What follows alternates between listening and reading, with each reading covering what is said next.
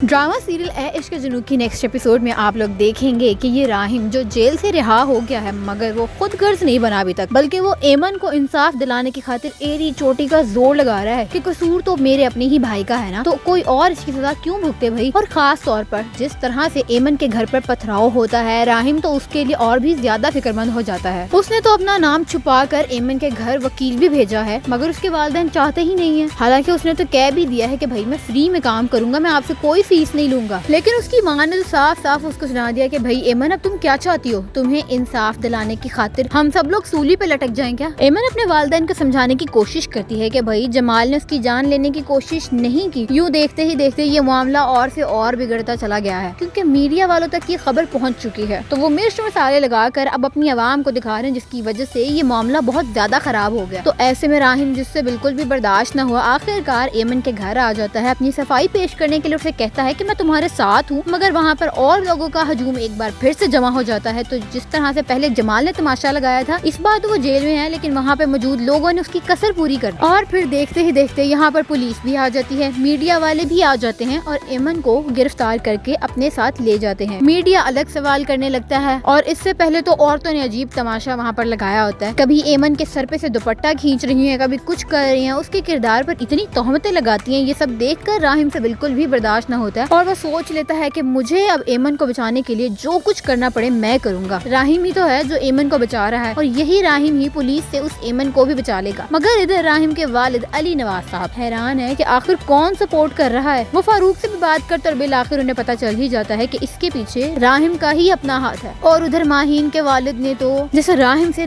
पक्की पक्की दुश्मनी मोल ले ली है, सिर्फ इसी वजह से कि वो मेरी बेटी को इतना बड़ा धोखा दिया इस राहिम ने। मैं इस राहिम को सजा काटते हुए देखना चाहता हूँ। तो उधर अली नवाज की बर्दाश्त की भी हद खत्म हो गई है। वो लड़की इतनी ज्यादा हद से कैसे बढ़ती चली जा रही है, अब मैं और बर्दाश्त नहीं करूंगा। मगर आज तो राहिम और भी ज्यादा जज्बाती हो गया, वो थक चुका है इस राज को छुपाते छुपाते। दरवाजे से अंदर आसिया बेगम भी वहाँ पर आ जाती हैं, तो राहिम कह देता है कि ये जो सब कुछ हो रहा है ना, ये इनके सगे बेटे शहरोज की किए धरा की वजह से है। ये सुनकर अली नवाज को बहुत ज्यादा गुस्सा आ जाता है, और वो कहता है कि बकवास मत करो, इस हद तक तुम गिर गए हो। अब उसे राहिम पर बिल्कुल भी एतबार नहीं रहा, और उसे वो रोक देते हैं कि वो आइंदा उनकी नजरों के सामने भी मत आए। पीछे खड़ी आसिया बेगम तो खुशी से निहाल हो जाती हैं कि इस राहिम ने हकीकत भी बताई, मगर अली नवाज ने सच को एक्सेप्ट ही नहीं किया। खैर दोनों वहाँ से चले जाते हैं। अब राहिम को शदीद गुस्सा आ जाता है, और वो अपने कमरे की चीजों को तोड़ फोड़ने लग जाता है। यूँ वो खुद को इतना बेबस महसूस करता है जैसे उसने पहले एक बार अपने बाबा के सामने खुद को महसूस किया था। अब वो अपने बाबा से सच कह रहा है, मगर उसकी बात का एतबार करने वाला ही नहीं है कोई, जैसे आज उसका दिल हार सा गया हो।